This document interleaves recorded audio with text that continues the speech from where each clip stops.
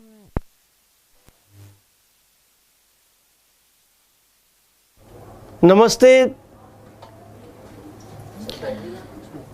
जल्द से जल्द आ जाइए। क्या मेरी आवाज आप तक पहुंच पा रही है?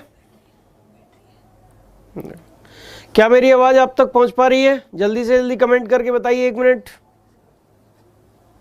सब कुछ सही दिखाई दे रहा है? आवाज पहुंच पा रही है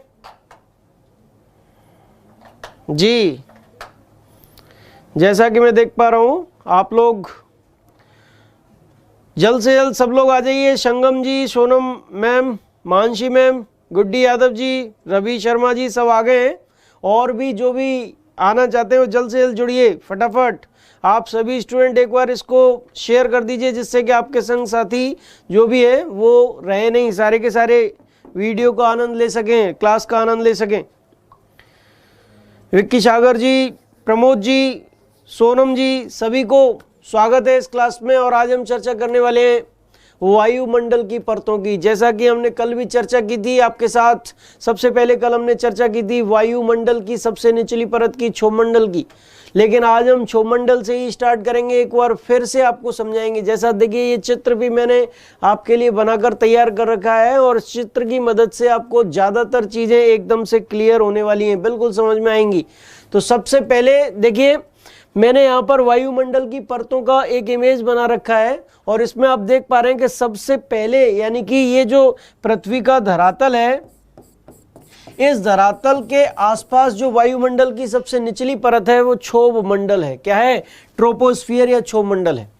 और ये जो ट्रोपोस्फियर है, इससे ऊपर जो दूसरी परत आपको मिल रही है वो समताप मंडल है। समताप मंडल के ऊपर मध्य मंडल नामक परत आप देख पा रहे हैं।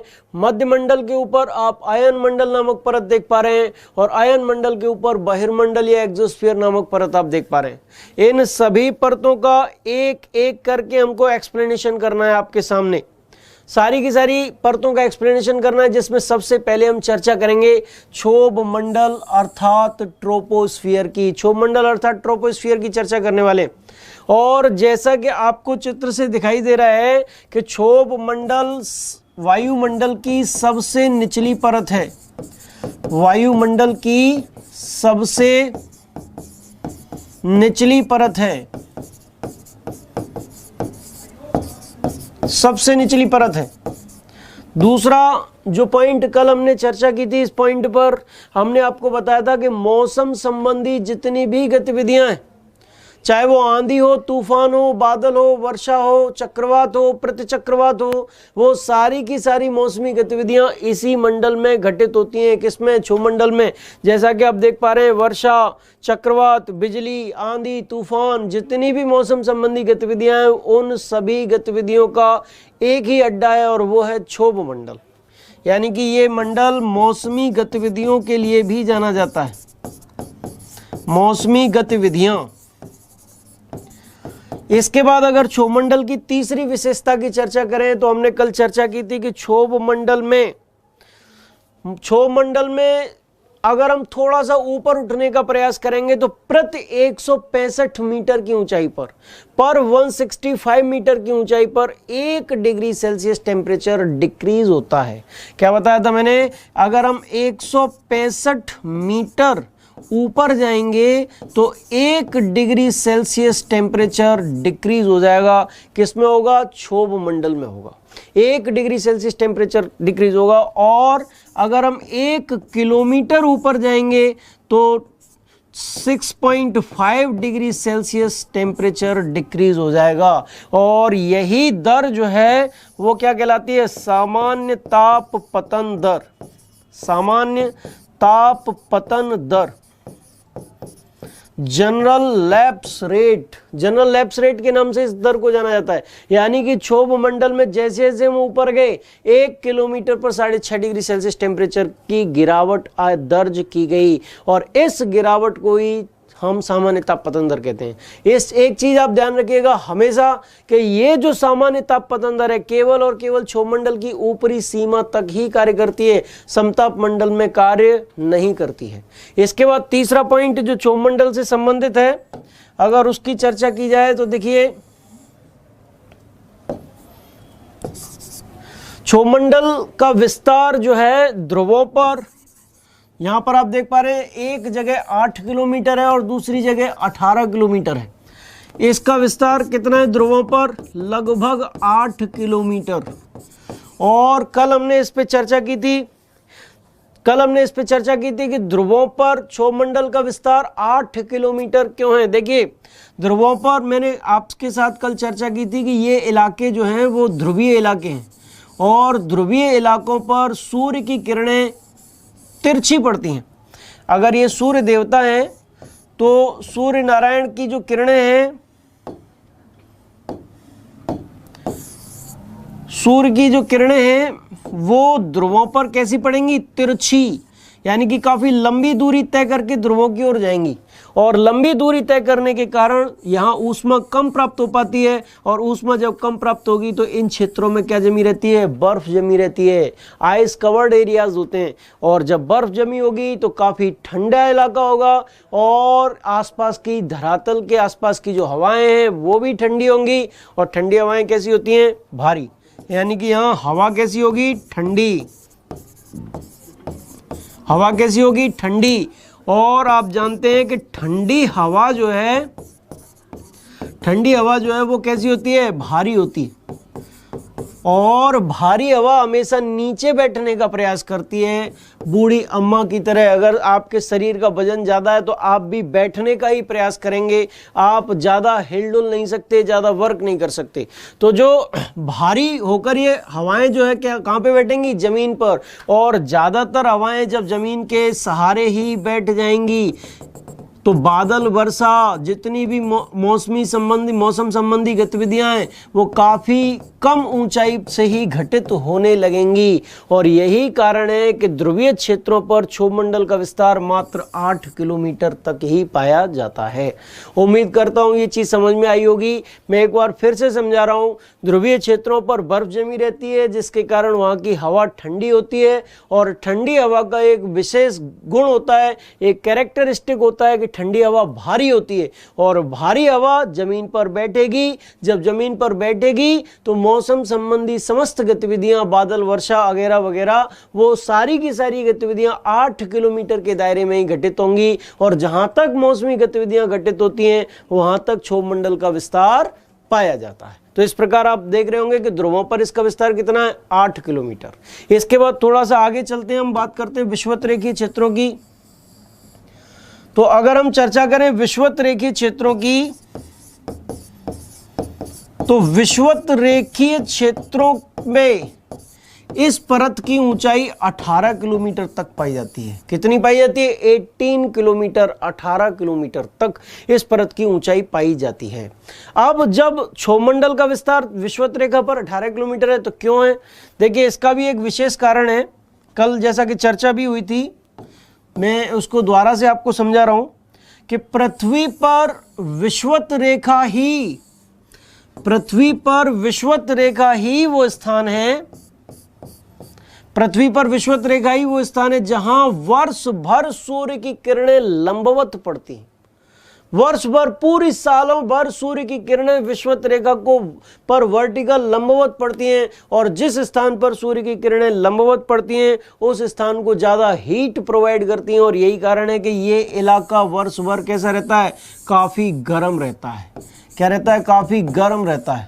यहाँ सालों भर गर्मी की ऋतु होती है, कभी भी ऋतु परिवर्तित नहीं होती। हमेशा हमारे देश में, भारत में दिसंबर में सर्दी की ऋतु होती है, लेकिन इन विषुवतरेखीय देशों में गर्मी, दिसंबर के महीने में भी गर्मी की ही ऋतु होती है। यानी कि आसपास का धरातल काफ़ी गर्म होगा और जब धरातल गर्म होगा तो हवा भी गर्म होगी। और गर्म हवा का एक विशेष गुण होता है कि वो कैसी होती है? हल्की। और हल्की चीज हमेशा ऊपर उठने का गुण रखती है, हमेशा ऊपर उठने का गुण रखती है। जिस व्यक्ति का शरीर जितना हल्का है, जितनी स्फूर्ति है, उतना ही वो एक्टिवनेस प्रदर्शित करता है, उतनी वो सक्रियता को प्रदर्शित करता है। इसी प्रकार जो हवा भारी होगी वो नीचे बैठेगी और जो हवा हल्की होगी वो उसमें ऊपर उठने का गुण पाया जाएगा।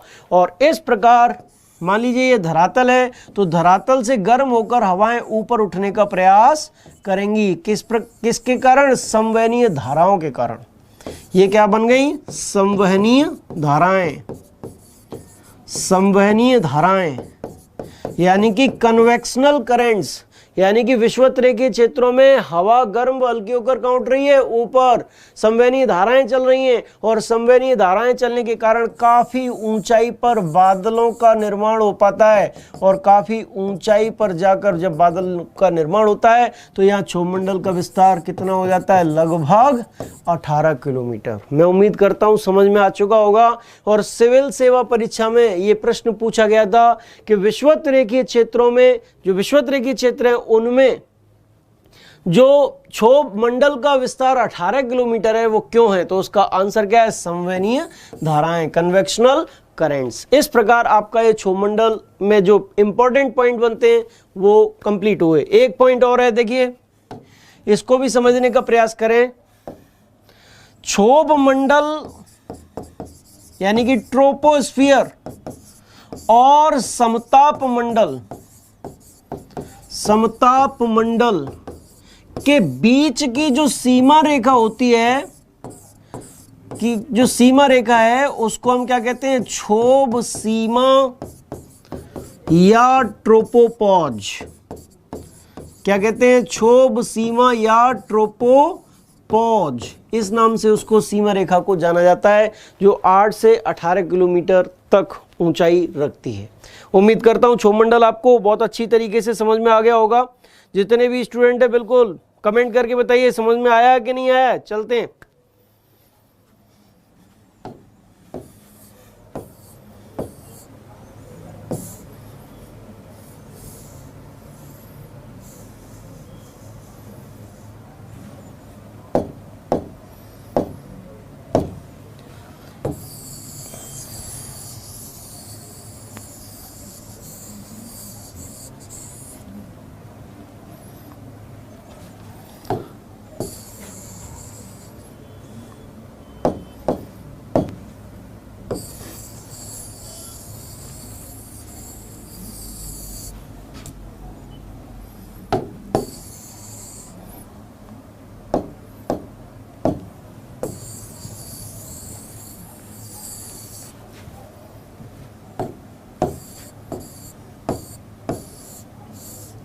अब आप देख पा रहे हैं, अभी अभी हमने आपको समझाया था कि ये जो सीमा है क्षोभमंडल और समताप मंडल के बीच की ये जो सीमा रेखा है वो क्या कहलाती है? क्षोभ सीमा। क्या कहलाती है? ट्रोपोपॉज। और ट्रोपोपॉज के ऊपर जो दूसरा मंडल आप देख पा रहे हैं वो मंडल है समताप मंडल। कौन सा मंडल? समताप मंडल। तो अब हम चर्चा करने जा रहे हैं किसकी?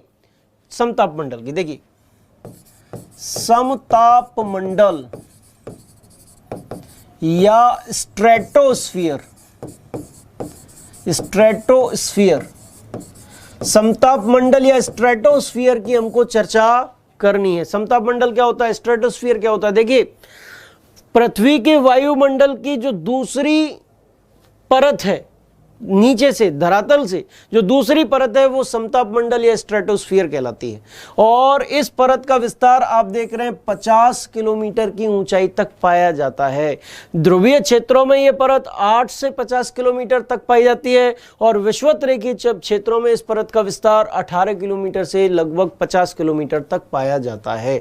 यानी कि लगभग इसका विस्तार अगर इस परत का देखें, एक्सपेंशन देखें तो कितना है? 50 किलोमीटर की ऊंचाई तक। कितना? 50 किलोमीटर की ऊंचाई तक इस परत का समताप मंडल का विस्तार पाया जाता है। इस परत का नाम है समताप मंडल, यानी कि समान तापमान वाला मंडल। समान तापमान वाला मंडल इस परत का नाम है। देखिए 20 किलोमीटर की ऊंचाई तक, कितना?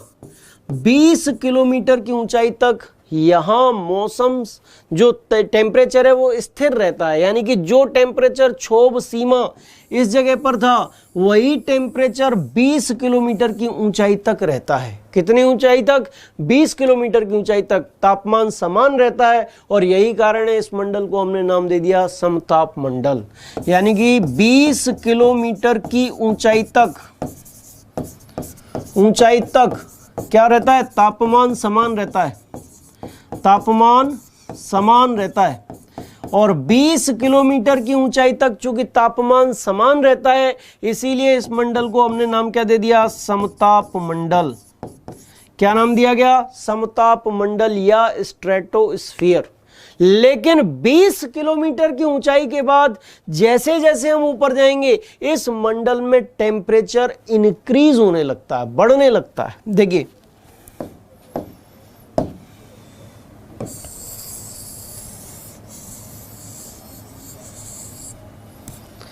हमने अभी अभी आपको समझाया था कि 20 किलोमीटर तक तापमान समान है, इसलिए इस मंडल का नाम क्या है, समताप मंडल। लेकिन 20 किलोमीटर के ऊपर अगर हम जाएंगे, 20 किलोमीटर के ऊपर अगर हम जाएंगे तो क्या होगा, तापमान बढ़ेगा। और तापमान बढ़ने का कारण क्या है, ओजोन की परत, ओजोन गैस की परत, ओजोन गैस की परत। मैंने पिछली क्लास में आपको समझाया था कि पृथ्वी के वायुमंडल में जो दूसरी लेयर है समताप मंडल, उसमें ओजोन गैस की परत पाई जाती है। क्या पाई जाती है, ओजोन गैस की परत पाई जाती है। और ओजोन गैस की परत क्या करती है, सूर्य से आने वाली जो अल्ट्रावायलेट रेज हैं, परावैंगनी किरणें जो हैं, उन परावैंगनी किरणों का अवशोषण करती है, उनको एब्जॉर्ब कर लेती है। और जब एब्जॉर्ब करेगी, जाहिर सी बात है अगर कोई व्यक्ति आग को खाएगा तो उसका टेम्परेचर कितना गर्म होगा, बहुत ज्यादा होगा ना। ठीक इसी प्रकार जब ओजोन गैस की परत सूर्य से आने वाली अल्ट्रावायलेट रेज को अवशोषित करेंगी तो निश्चित तौर पर इस इलाके का तापमान बढ़ेगा। और 20 किलोमीटर की ऊंचाई के बाद इस समताप मंडल में किस गैस का विस्तार है, ओजोन गैस का। इसीलिए 20 किलोमीटर की ऊंचाई के बाद अगर समताप मंडल में अगर ऊपर जाते हैं तो टेम्परेचर क्या होता है, इंक्रीज होता है, तापमान बढ़ता है। किसके कारण, ओजोन गैस की परत के कारण। जैसा कि आपको ओजोन गैस से जो क्वेश्चंस आते हैं वो आपको पता ही है, परावैंगनी किरणों को अवशोषित करती है। और एक चीज और ध्यान रखिएगा कि परावैंगनी किरणों से एक क्वेश्चन यूपी टेट परीक्षा में पूछा जा चुका है। अगर हम चर्चा करें परावैंगनी किरणों की, परावैंगनी किरणें, तो परावैंगनी किरणें 3 प्रकार की होती हैं। कितने प्रकार की, 3 प्रकार की, UVA, UVB और UVC। और इनमें से जो UVC नामक परावैंगनी किरण है वो सबसे ज्यादा हानिकारक परावैंगनी किरण है। हमें सबसे ज्यादा बचाव किससे करना होता है, UVC नामक परावैंगनी किरण से। ये सबसे ज्यादा हानिकारक परावैंगनी किरण होती है और इस क्वेश्चन को यूपी टेट परीक्षा में पूछा जा चुका है। ध्यान रखिएगा, इन परावैंगनी किरणों को कौन अवशोषित करती है, कौन खाती है, ओजोन गैस की परत। और ओजोन गैस की परत हमारे लिए किस प्रकार का कार्य करती है, रक्षा कवच का, एक चलनी की भांति कार्य करती है। जिस प्रकार चाय हम छानते हैं तो उसमें चाय की पत्ती चलनी में रह जाती है और उसका जो काढ़ा है वो कप में आता है। ठीक इसी प्रकार सूर्य का जितना भी प्रकाश पृथ्वी के धरातल तक आ रहा है उसमें से जो हानिकारक परावैंगनी किरणें हैं, चलनी की भांति ओजोन गैस की परत उसको छान लेती है और बादवा की सूर्य का प्रकाश धरातल तक आता है, लेकिन हानिकारक परावैंगनी किरणें पृथ्वी के धरातल तक नहीं आती। अच्छा, एक क्वेश्चन और आता है, और क्वेश्चन क्या है, देखिए यह चीज उम्मीद करता हूं आपको समझ में बहुत अच्छी तरीके से आ गई होगी। एक क्वेश्चन आता है कि ओजोन गैस की जो परत है उसकी मोटाई किससे मापते हैं, डॉप्सन इकाई के द्वारा। किसके द्वारा, डॉप्सन इकाई के द्वारा। ध्यान रखिएगा आप, डॉप्सन इकाई के द्वारा ओजोन गैस की परत जो होती है उसकी मोटाई को नापते हैं। डॉप्सन इकाई विशेष ध्यान रखिएगा, इंपॉर्टेंट है। अच्छा, चलते हैं समताप मंडल की ओर। तो समताप मंडल में हमने 3 पॉइंट अब तक कराए। पहला पॉइंट क्या कि इसका विस्तार 50 किलोमीटर की ऊंचाई तक है। दूसरा पॉइंट क्या बताया आपको कि इस मंडल में 20 किलोमीटर की ऊंचाई तक तापमान समान रहता है। और तीसरा पॉइंट हमने जो बताया वो आपको बताया कि 20 किलोमीटर की ऊंचाई के बाद इस मंडल में टेम्परेचर बढ़ता है, क्योंकि इसमें ओजोन गैस की परत 20 किलोमीटर की ऊंचाई के बाद पाई जाती है जो सूर्य की किरणों से परावैंगनी किरणों को अवशोषित कर लेती है। इसके बाद अगला पॉइंट अगर हम चर्चा करें तो मौसमी गतिविधियों से रहित है ये मंडल। मौसमी गतिविधियां इस मंडल में नहीं होती हैं, यानी कि इस मंडल में मौसमी गतिविधियां नहीं पाई जाती, बिल्कुल नहीं, नेगेटिव, बिल्कुल नहीं पाई जाती। न यहाँ वर्षा होती है, न चक्रवात होता है, न प्रतिचक्रवात होता है, न आंधी आती है, न तूफान आता है।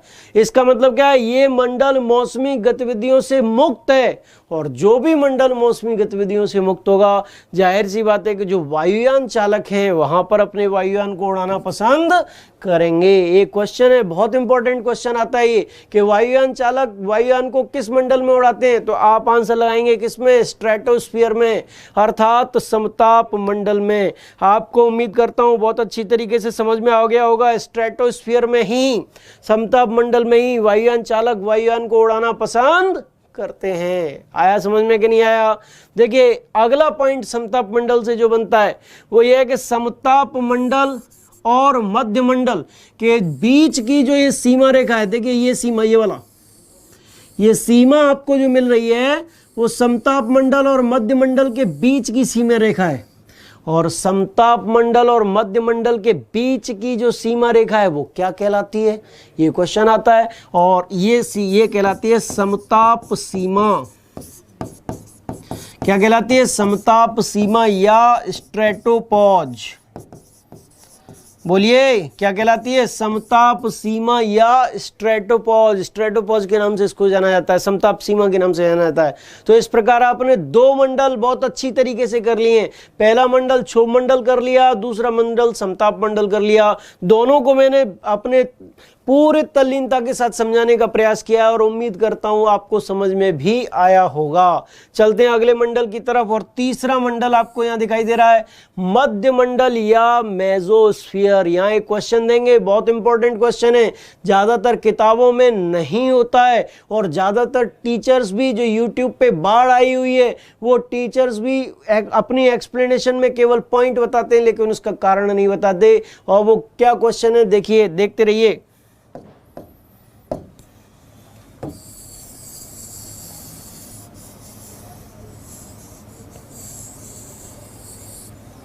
देखिए तो तीसरी परत कौन सी? मध्य मंडल या मेसोस्फीयर। अब हमें किसकी चर्चा करनी है? मध्य मंडल की या मेसोस्फीयर की? मध्य मंडल या मेसोस्फीयर।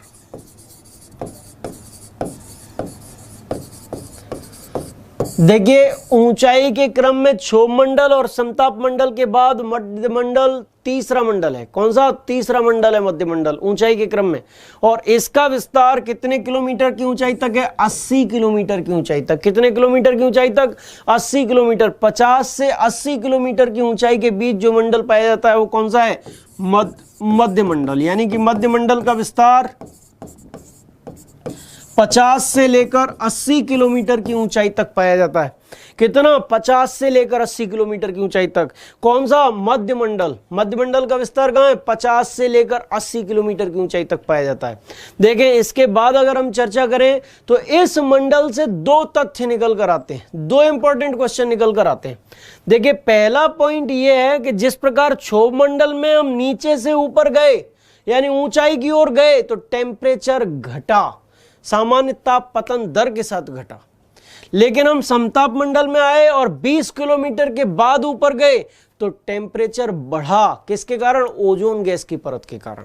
इसके बाद अगर हम मध्य मंडल की बात करें तो मध्य मंडल में इस समताप सीमा यानी कि स्ट्रेटोपॉज के बाद जैसे ही हम ऊपर जाते हैं टेम्परेचर एकाएक सडनली गिरने लगता है, बहुत तीव्र गति से गिरने लगता है। और मध्य सीमा आते आते यानी कि मध्य मंडल की सबसे ऊपरी परत आते आते ये तापमान घटकर -100 डिग्री सेल्सियस हो जाता है। कितना हो जाता है? -100 डिग्री सेल्सियस, जो संपूर्ण वायुमंडल का सबसे कम तापमान है, जो संपूर्ण वायुमंडल का सबसे कम तापमान है। मैं आपकी सारी कमेंट देख रहा हूं, आप चिंता न करें, आप चिंता न करें, आप पढ़ाई करें, मैं सारी कमेंट देख रहा हूं। आपको अगर कोई भी दिक्कत आ रही है तो आप मुझे बताइए फटाफट से, मैं देख रहा हूं कमेंट, आपकी कमेंट ले रहा हूं। इसके बाद अगर हम चर्चा करें तो क्या बता रहे थे कि 50 से 80 किलोमीटर की ऊंचाई के बीच मध्यमंडल का विस्तार है, और इस मंडल में जैसे जैसे ऊपर जाते हैं, रवि शर्मा जी, ओजोन परत अंटार्कटिक और आर्कटिक पर ही क्यों चरण हो रही है, ये टॉपिक मैं समझा चुका हूं पिछली क्लास के अंतर्गत। यहां पर मैं आपको मध्यमंडल समझा रहा हूं। आप मध्यमंडल से क्वेश्चन पूछिए फटाफट से। ओजोन चरण में अगर दोबारा से आपको समझाऊंगा तो फिर बैक में जाना पड़ेगा। देखिए, तो मैं आपको समझा रहा था मध्यमंडल के बारे में। तो मध्यमंडल के बारे में क्या समझा रहा था कि जैसे जैसे मध्यमंडल में ऊपर जाएंगे टेम्परेचर अचानक से तीव्र गति से गिरने लग जाएगा। क्या होगा? तीव्र गति से गिरेगा, यानी कि ऊंचाई पर जाने पर तापमान तीव्र गति से गिरता, गति से घटता है, और समताप सीमा आते आते वो घटकर कितना हो जाता है? -100 डिग्री सेल्सियस। लेकिन अब एक सवाल है कि आखिरकार ऐसा क्यों होता है? आखिरकार इतना सडन तरीके से, इतनी तीव्र गति से तापमान घट रहा है, तो क्यों घट रहा है? ज्यादातर टीचर सीधे सीधे एक्सप्लेन कर देते हैं कि ये वायुमंडल की सबसे ठंडी परत है, यहां वायुमंडल का सबसे कम तापमान पाया जाता है। लेकिन वो एक्सप्लेन नहीं करके बताते थे कि आखिरकार यहां जो तापमान गिर रहा है वो इतनी तीव्र गति से क्यों गिर रहा है, आखिरकार उसका कारण क्या है। इस कारण को मैं बताता हूं आपको। देखिए, पिछली क्लास में ही जैसा कि हम लोग चर्चा कर चुके हैं आपके साथ कि जो डस्ट पार्टिकल्स हैं, जलवाष्प है, उसका विस्तार 90% उनकी मात्रा जो कितने किलोमीटर तक पाई जाती है? 10 किलोमीटर तक। यानी कि जलवाष्प, धूलकण, इनकी मात्रा का 90% मात्र 10 किलोमीटर की ऊंचाई तक पाया जाता है। और अगर हम एक पॉइंट की और चर्चा करें कि संपूर्ण वायुमंडल का 99% मात्र 32 किलोमीटर की ऊंचाई तक है। संपूर्ण वायुमंडल का 99% कितने किलोमीटर की ऊंचाई तक? 32 किलोमीटर की। यानी कि उस 32 किलोमीटर के बाद जो वायुमंडल है वो काफी विरल है, काफी स्पार्स है। समझने का प्रयास करिएगा। हम बात कर रहे हैं मध्यमंडल की, और मध्यमंडल में मैं आपसे बताना चाह रहा हूं कि मध्यमंडल में धूलकण नहीं पाए जाते हैं। डस्ट पार्टिकल्स जो नीचे से ऊपर गए वो नहीं पाए जाते। जलवाष्प बहुत कम है, वायु काफी विरल है, और इसी कारण से जो सूर्य का जो सौर्यिक विकिरण है वो दिन के समय जब आता है तो वो सीधा मध्यमंडल से होता हुआ चला आता है। उसके लिए कोई रुकावट क्रिएट नहीं करता, उसको कोई अवशोषित करने वाला नहीं है, उसको कोई एब्जॉर्ब करने वाला नहीं है। और यही कारण है कि जब उस सूर्य के सूर्यातप को, सूर्य की ऊष्मा को कोई रोकने वाला नहीं है और वो सीधे नीचे की ओर चला जाता है।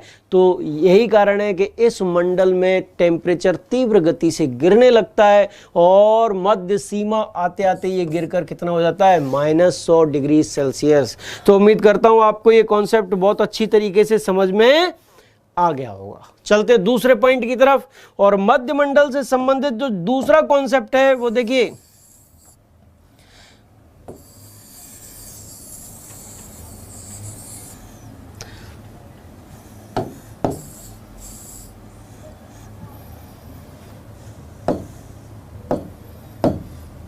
मध्यमंडल से संबंधित जो दूसरा कॉन्सेप्ट है वो है उल्का, मेटियोर्स। आपने सौरमंडल टॉपिक जब हमने बताया था तो बताया था कि कुछ आकाशीय पिंड कभी कभी अपने मार्ग से भटककर पृथ्वी के वायुमंडल की ओर या पृथ्वी के धरातल की ओर आने लगते हैं। और जब वो पृथ्वी के धरातल की ओर आते हैं, देखिए ये कुछ आकाशीय पिंड हैं जो पृथ्वी के धरातल की ओर आ रहे हैं। तो जब भी पृथ्वी के धरातल की ओर आते हैं तो बीच में उनको क्या मिलता है? वायुमंडल। और वायुमंडल में मौजूद धूल व गैस के कणों से वो टकराकर जलने लगते हैं। और जब वो जलेंगे तो हमें उनको क्या, किस चीज की संज्ञा दे दी जाती है? हम लोग किस चीज की संज्ञा देते हैं? टूटते हुए तारे की, शूटिंग स्टार की संज्ञा हम उन चीजों को दे देते हैं। किस चीज की संज्ञा देते हैं? टूटते हुए तारे की या शूटिंग स्टार की संज्ञा हम उनको देते हैं। टूटता हुआ तारा बोल देते हैं उनसे। लेकिन वो टूटता हुआ तारा तारा नहीं है, वो क्या है, उल्का है, उल्कास्म है।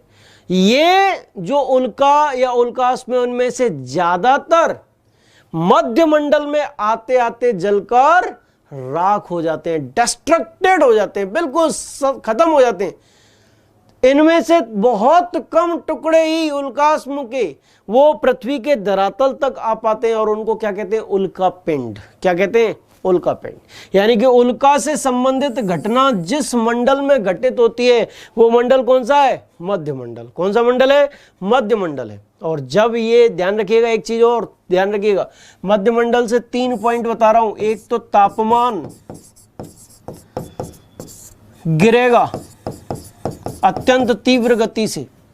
दूसरा मैंने बताया कि उल्का संबंधी घटना इसी मंडल में घटित होगी, उल्का से संबंधित घटना इसी मंडल में घटित होगी। यानी कि ज्यादातर जो उल्कास्म और उल्का पिंड आ रहे हैं, उल्कास्म आ रहे हैं, उनमें से ज्यादातर इस मंडल में आते आते जलकर राख हो जाएंगे। और जब जलकर राख होंगे तो उनके धूल और गैस, जो धूल के कण होंगे वो किस मंडल में मौजूद हो जाएंगे, उल्कास्म वाले मध्य मंडल में। और उन धूल कणों पर, उन राख के कणों पर जब पृथ्वी के नीचे से गई थोड़ी बहुत जलवाष्प या आर्द्रता संघनित होगी, बैठेगी, तो बादलों का निर्माण होगा। और वो बादल कौन से होंगे, नॉक्टिल्यूसेंट, नॉक्टिल्यूसेंट क्लाउड्स। समझिएगा, 3 चीज मैंने आपको बताई है मध्य मंडल के अंतर्गत। पहली चीज ये बताई कि मध्य मंडल का विस्तार 50 से 80 किलोमीटर तक पाया जाता है।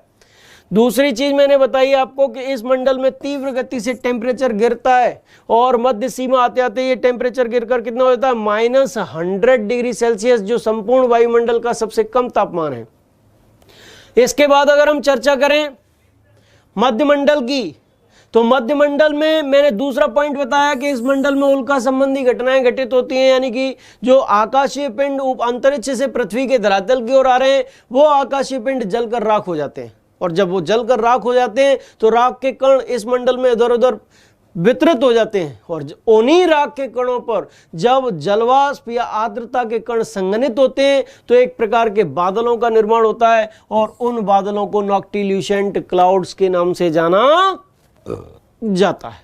अब एक बात आती है कि इस मंडल की जो सबसे ऊपरी सीमा है वो क्या कहलाती है, अर्थात हम कहेंगे मध्य मंडल और अयन मंडल के बीच की जो सीमा रेखा है वो क्या कहलाती है, वो रेखा मध्य सीमा कहलाती है। क्या कहलाती है, मध्य सीमा या मेसोपॉज कहलाती है। क्या कहलाती है, मध्य सीमा या मेसोपॉज कहलाती है। उम्मीद करता हूं आपको तीनों मंडल बहुत अच्छी तरीके से समझ में आए होंगे। मैं बिल्कुल पूरी तल्लीनता के साथ समझाने का प्रयास कर रहा हूं, आप भी पूरी तल्लीनता के साथ इसको समझने का प्रयास करिएगा। चलते हैं अगले मंडल की ओर। और अगला मंडल आपकी स्क्रीन पर आपके सामने आ रहा है।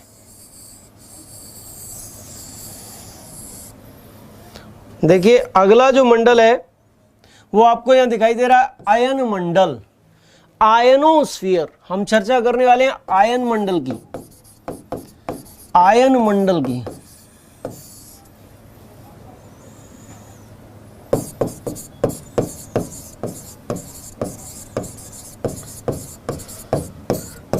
आप अपनी पढ़ाई पे फोकस करिए, खामखा की कमेंट्स पर फोकस ना करिएगा, खूब आराम से पढ़िए। मैं आपको दिल से पढ़ाने के लिए यहां पर आया हूं।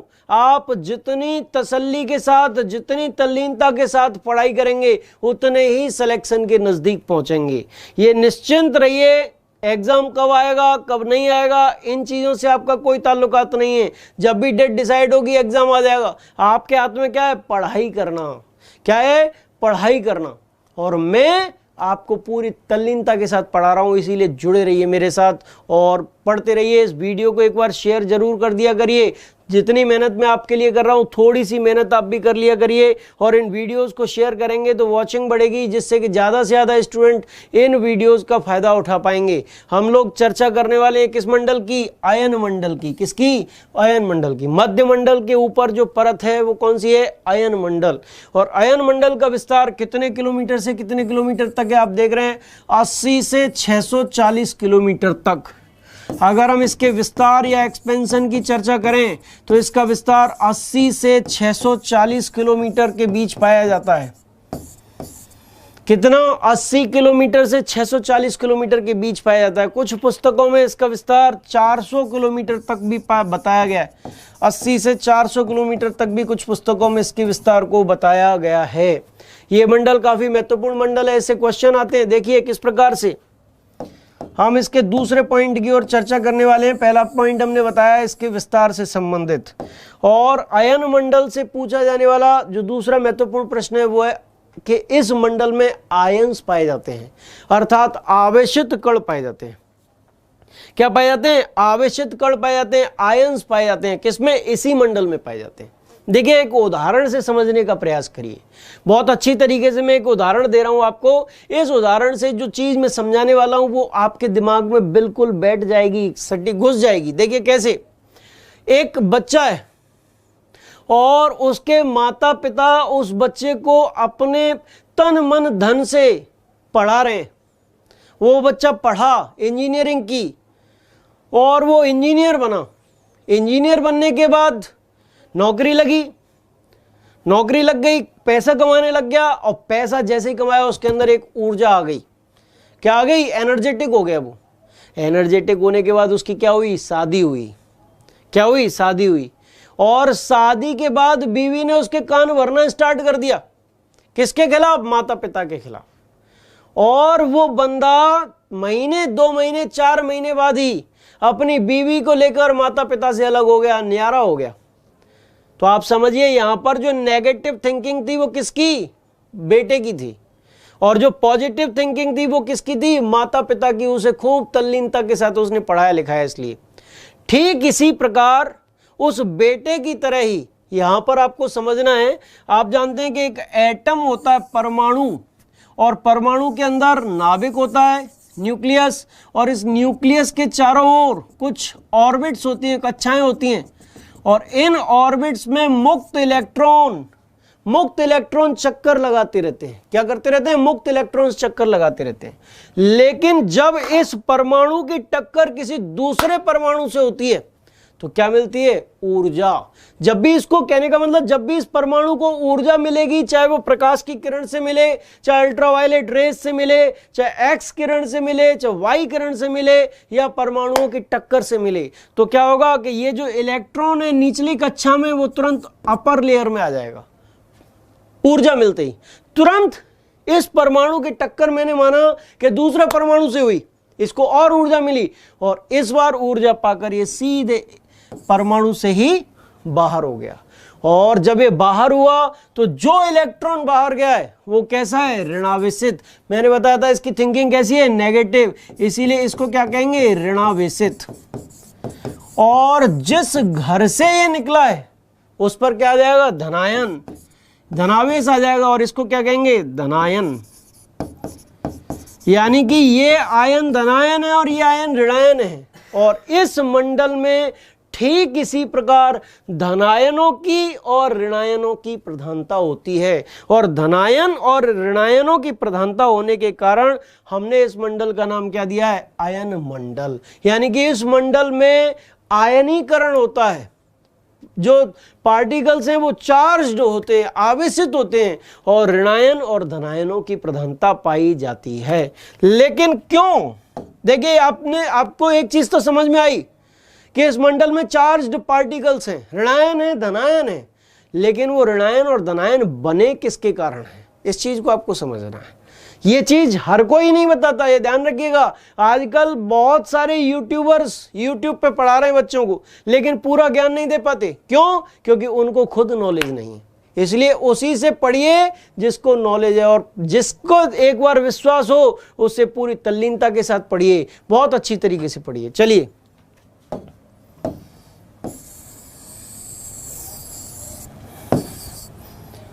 देखिए हम आपको बताने जा रहे हैं कि इस मंडल में जो ये आयनीकरण हो रहा है वो क्यों हो रहा है।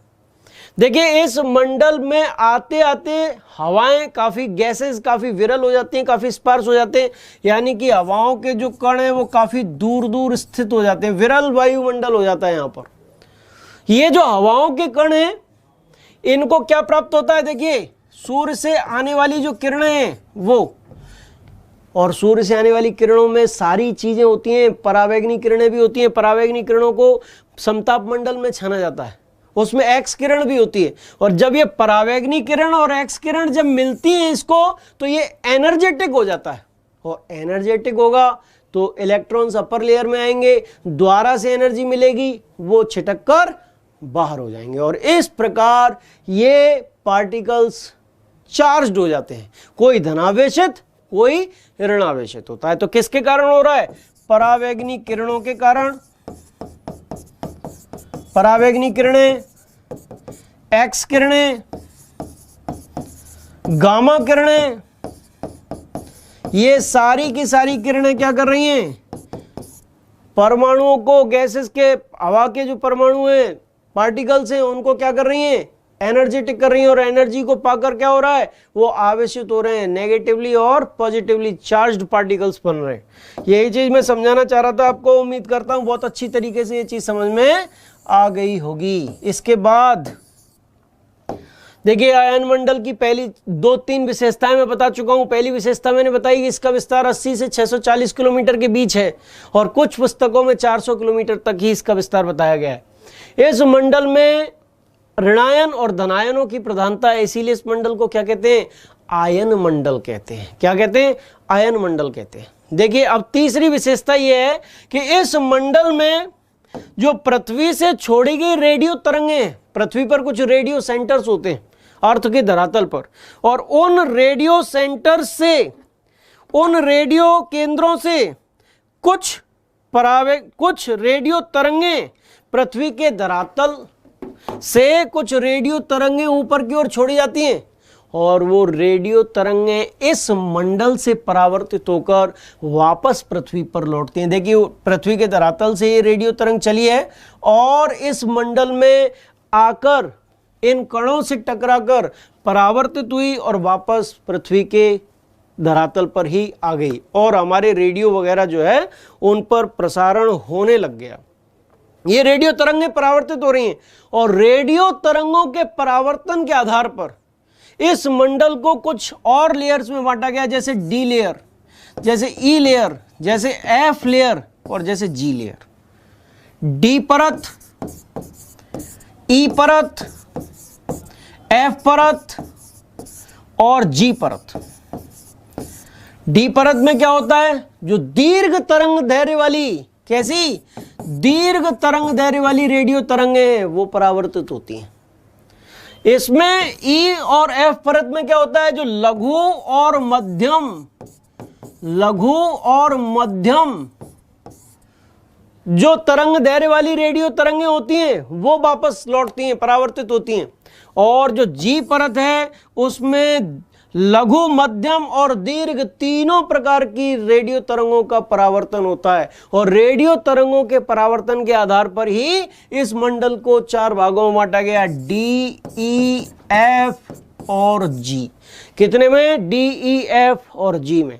इस प्रकार आयन मंडल आपकी समझ में आया होगा। अच्छा एक चीज और आपको समझानी है, बस छोटी सी चीज है, उसको भी समझ लीजिए आप।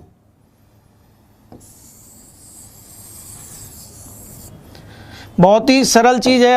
अब मैंने आपको बताया था कि क्षोभ मंडल में जैसे जैसे हम ऊपर जाते हैं टेम्परेचर गिरता है।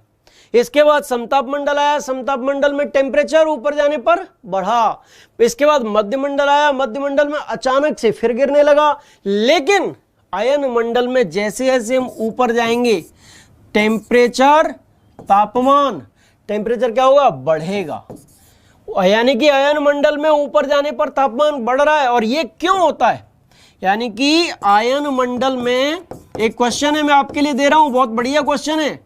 आयन मंडल में ऊंचाई पर जाने पर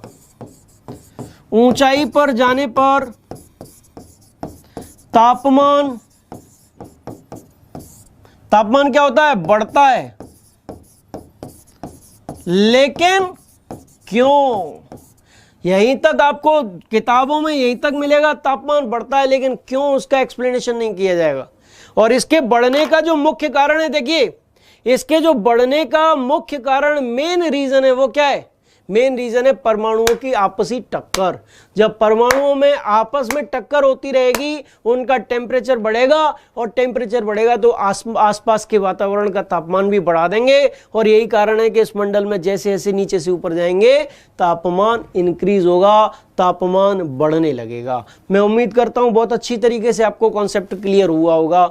और इसके बाद जो सबसे ऊपरी परत है वो है बहिर्मंडल। वो कौन सी है? बहिर्मंडल। चलते हैं, ये सारे के सारे कॉन्सेप्ट, ये सारे के सारे रीजंस हर कोई नहीं बताता। हम तो खतरों के खिलाड़ी हैं। एक कहावत है ना, क्या सुना है? समंदर को अपने पे गुमान आया है। सुना है समंदर को अपने पे गुमान आया है, मेरी कश्ती उधर कर दो जिधर तूफान आया है।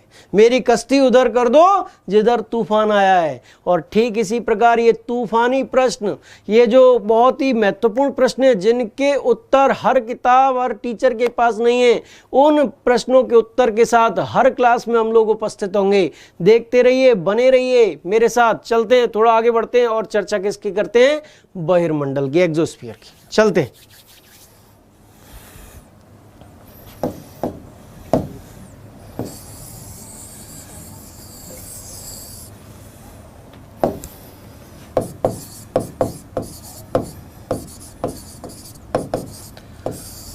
बहिर्मंडल या एक्सोस्फीयर,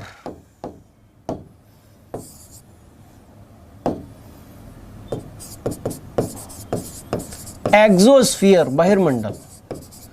देखिए, अगर हम एक्सोस्फीयर या बहिर्मंडल की चर्चा करें तो एक्सोस्फीयर या बहिर्मंडल क्या होता है? देखिए, एक्सोस्फीयर या बहिर्मंडल पूरे पृथ्वी के वायुमंडल की सबसे ऊपरी परत है। इसके बाद, यानी कि एक्सोस्फीयर के बाद, पृथ्वी का वायुमंडल अंतरिक्ष में विलीन होता चला जाता है। किसमें विलीन हो जाएगा? अंतरिक्ष में विलीन हो जाएगा। वो वायुमंडल वहीं समाप्त हो जाएगा। इसके बाद वायुमंडल नहीं, पृथ्वी का वायुमंडल समाप्त होकर किसमें मिलेगा? अंतरिक्ष में मिलेगा। स्पेस की शुरुआत होगी। इसके अगर हम विस्तार की बात करें तो इसका विस्तार लगभग 1000 किलोमीटर तक है। सामान्यतः जो बहिर्मंडल का विस्तार माना गया है, वो बहिर्मंडल का विस्तार 1000 किलोमीटर की ऊंचाई तक माना गया है। 1000 किलोमीटर की ऊंचाई तक माना गया है। किसका विस्तार? बहिर्मंडल का विस्तार। 1000 किलोमीटर के बाद, इसके बाद क्या है? इसके बाद ये काफी विरल हो गया है। क्या हो गया? काफी विरल हो गया है। और ऊपर 10,000 किलोमीटर की ऊंचाई के बाद ये किस में विलीन हो गया? अंतरिक्ष में विलीन हो गया। एक शब्द है अंतरिक्ष। स्पेस क्या है? अब आपके दिमाग में एक चीज घूम रही होगी कि आखिरकार स्पेस होता क्या है। देखिए, पृथ्वी के वायुमंडल के बाहर जो भी चीज है वो स्पेस है। पृथ्वी के वायुमंडल के बाहर का इलाका क्या कहलाता है? अंतरिक्ष। और 10,000 किलोमीटर की ऊंचाई के बाद क्या है? अंतरिक्ष की शुरुआत हो जाती है। किसकी शुरुआत होती है? अंतरिक्ष की शुरुआत होती है। चलते हैं, देखिए इस क्षोभ मंडल में हमने क्या बताया था कि नीचे से ऊपर गए टेम्परेचर गिरा, समताप मंडल में नीचे से ऊपर गए टेम्परेचर बढ़ा, मध्य मंडल में नीचे से ऊपर गए टेम्परेचर अचानक से गिरा, आयन मंडल में नीचे से ऊपर गए परमाणुओं की टक्कर के कारण तापमान बढ़ा। और बहिर्मंडल की अगर हम बात करें तो यहां भी अगर नीचे से ऊपर जाएंगे तो टेम्परेचर बढ़ेगा। क्या होगा? टेम्परेचर बढ़ेगा, लेकिन उसकी दर आयन मंडल की तुलना में कम होगी। क्या होगी? आयन मंडल की तुलना में कम होगी। यहां भी आवेशित कण पाए जाते हैं, लेकिन उनकी जो मात्रा है वो आयन मंडल की अपेक्षाकृत कम होती है। एक चीज और समझिएगा कि जो भी कृत्रिम उपग्रह हैं, यानी कि जो मानव निर्मित उपग्रह हैं, वो बहिर्मंडल में रहते हुए, एक्सोस्फीयर में रहते हुए पृथ्वी के चारों ओर चक्कर लगाते रहते हैं। यानी उपग्रह किस कृत्रिम उपग्रह किस परत में मिलते हैं? एक्सोस्फीयर में, बहिर्मंडल में। और बहिर्मंडल के बाद किसकी की शुरुआत होती है? अंतरिक्ष की शुरुआत होती है, स्पेस की शुरुआत होती है। और इस प्रकार पृथ्वी के वायुमंडल की ये जो परतें हैं, मैंने आपको पूरी तसल्ली, पूरी तल्लीनता के साथ आपको समझाने का प्रयास किया। और अब चलते हैं एक ट्रिक की ओर। सीधे अब ट्रिक का नंबर आ गया, ट्रिक की बात करेंगे। देखिए आज हम जो आपको ट्रिक देने वाले हैं, बहुत सारी ट्रिक पर डे आपको मिलती है, एक ट्रिक पर डे आपको मिलती है, आप याद करेंगे। और वो ट्रिक वैसी नहीं है, अनावश्यक नहीं है, वो ट्रिक आपको क्वेश्चन अटेम्प्ट करा रही है, सीधे क्वेश्चन का आंसर दे रही है। मैंने आपको बताया कि कर्क रेखा भारत के 8 राज्यों से होकर गुजरती है, और उन 8 राज्यों को कैसे याद किया जाए इसकी ट्रिक भी आपको बताई। आज हम बात करेंगे कि जो भारत की मानक रेखा है 82.5 डिग्री ईस्ट, 82.5 डिग्री ईस्ट, अर्थात भारत की मानक रेखा, मानक रेखा भारत के कितने राज्यों से होकर गुजरती है, कितने राज्यों से होकर गुजरती है, इसकी चर्चा करेंगे। क्या चर्चा करेंगे? कितने राज्यों से होकर गुजरती है, कितने? इसका आंसर है 5। क्या है? 5। क्या? 5। देखिए उसका ट्रिक है, उमा एसी चलते ही, उमा एसी चलते ही उड़ गई।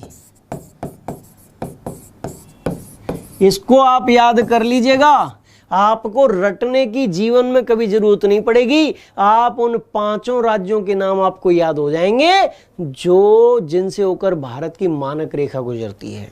ओ फॉर यूपी, मा for MP, A for AP यानी कि आंध्र प्रदेश, और सी फॉर छत्तीसगढ़,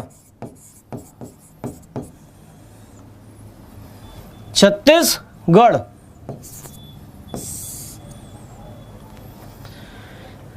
देखिए 4 राज्य हो गए, 1 2 3, 1 2 3 4, यानी कि इन राज्यों से होकर भारत की जो मानक रेखा है वो गुजरती है। कितने राज्यों से? 4 राज्यों से। और एक राज्य और है, और उसका नाम क्या है? उड़ीसा। क्या नाम है? उड़ीसा। उड़ मीन्स उड़ीसा। तो इस प्रकार कितने राज्य हो गए? 5। 1 2 3 4 और 5।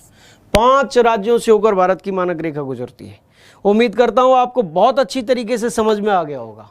क्या है? बहुत अच्छी तरीके से आपको समझ में आ गया होगा। और इसी प्रकार के एक जोशीले टॉपिक के साथ, इसी प्रकार के तूफानी प्रश्नों के साथ, इसी प्रकार के एक नए टॉपिक के साथ कल फिर उपस्थित होंगे। और कल की क्लास में हम वायदा करते हैं आपसे कि एक टेबल किससे रिलेटेड? मिसलेनियस से रिलेटेड, विविध से रिलेटेड, वो भी कराएंगे। तो बने रहिएगा 3 बजे, ध्यान रखिएगा 3 बजे के समय। और अपने यार दोस्त, सखा संबंधी सबसे बता दीजिए 3 बजे तूफानी सर आते हैं, वो एक इंपॉर्टेंट टॉपिक कल भी लेके आएंगे और उनकी क्लास जरूर अटेंड करनी है। चलते हैं। जय हिंद, जय भारत।